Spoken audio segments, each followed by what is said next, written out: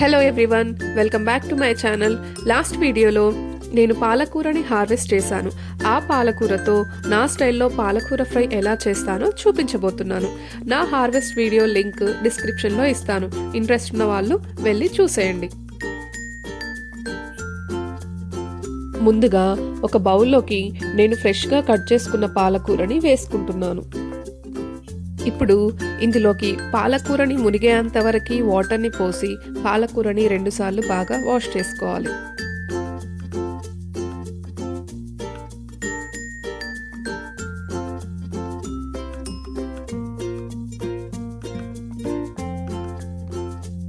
ఇలా వాష్ చేసుకున్న పాలకూరని ఇప్పుడు చిన్న చిన్నగా కట్ చేసుకొని పక్కన పెట్టుకోవాలి.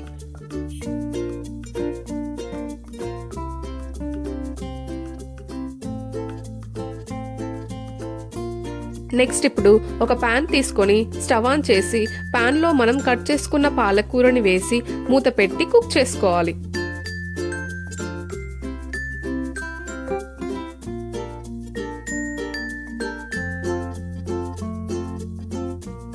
పాలకూర కుక్ అయ్యేంతలోపు ఇందులోకి కావలసిన వాటిని రెడీ చేసుకుందాం. ఫస్ట్ మిర్చీలని తీసుకుందాం. ఇవి నేను డీప్ ఫ్రిడ్జ్లో ఇలా పైన తొడిమలు తీసేసి బాక్స్లో పెట్టుకుంటాను. ఇలా పెట్టుకోవడం వల్ల చాలా డేస్ ఫ్రెష్గా ఉంటాయి. వీటిని కట్ చేసే ముందు 1 నిమిషం పాటు వాటర్లో ఉంచి తర్వాత కట్ చేసుకోవాలి. నెక్స్ట్ ఇప్పుడు 7-8 వెల్లుల్లిని తీసుకొని రోటిలో వేసుకొని కచ్చాపచ్చాగా దంచుకోవాలి. ఈ ఫ్రైలో ఇవే అసలైన ఫ్లేవర్ని ఇస్తుంది.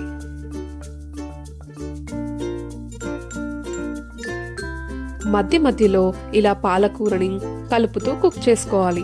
లేదంటే లోపల ఉన్న ఆకులు కుక్ అయి పైన ఉన్న ఆకులు అలాగే ఉండిపోతాయి.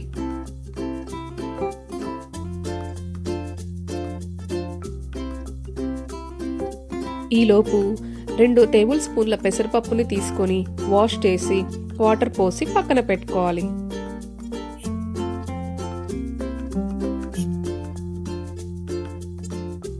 అలాగే ఇప్పుడు వాటర్ పోసి పక్కన పెట్టుకున్న మిర్చీలను తీసుకొని ఇలా హాఫ్కి కట్ చేసుకొని పక్కన పెట్టుకోవాలి. చూసారు కదా, ఇవే మనకి మెయిన్గా కావాల్సినవి. ఇవి ఉంటే చాలు, ఎంతో టేస్టీగా అండ్ హెల్తీగా పాలకూర ఫ్రై చేసుకోవచ్చు.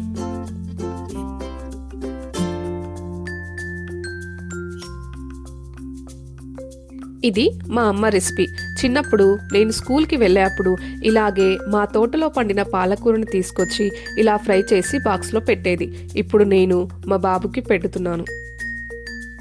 చూస్తున్నారు కదా, పాలకూర బాగా కుక్ అయింది. ఈ మాత్రం కుక్ అయితే చాలు. ఇలా కుక్ అయిన పాలకూరని ఇప్పుడు ఒక ప్లేట్లోకి ట్రాన్స్ఫర్ చేసుకోవాలి. నెక్స్ట్ ఒక ప్యాన్ తీసుకొని ప్యాన్ హీట్ అయ్యాక ఆయిల్ వేసుకోవాలి. ఆయిల్ హీట్ అయ్యాక ఆవాలు, జీలకర్ర, అలాగే పచ్చిమిర్చీలను 2-3 ఎండుమిర్చీలను వేసుకొని ఫ్రై చేసుకోవాలి.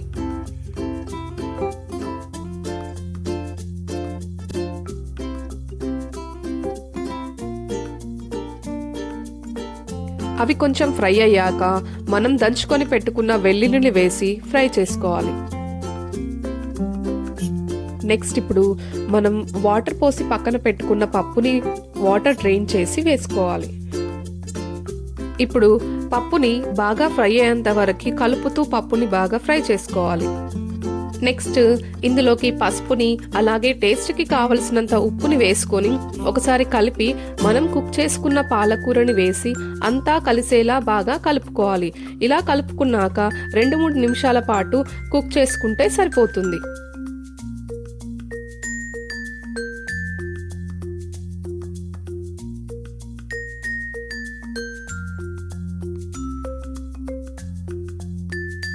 దీనిలో ఫైనల్గా కొంచెం ధనియా పౌడర్ని వేసుకొని ఒకసారి కలిపితే అంతే, ఎంతో టేస్టీగా అండ్ హెల్తీగా ఉండే పాలకూర ఫ్రై రెడీ.